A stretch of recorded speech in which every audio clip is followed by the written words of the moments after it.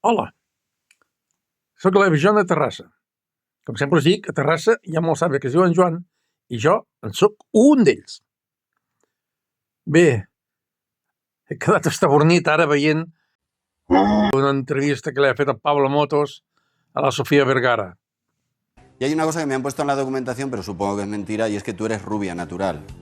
Y ahora soy rubia, que me ves pelinegra. El pelo, a ver, más fácil, ¿el pelo que llevas ahora es teñido o es tuyo? No es mío, pero, o sea, y tenía 20 años, aquí tengo 51 años.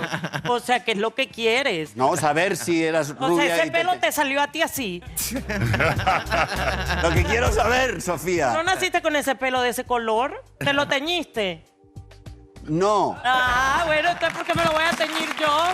Si es que cada cosa que hablemos tenemos que ir paso a paso, como si tuviésemos 4 años.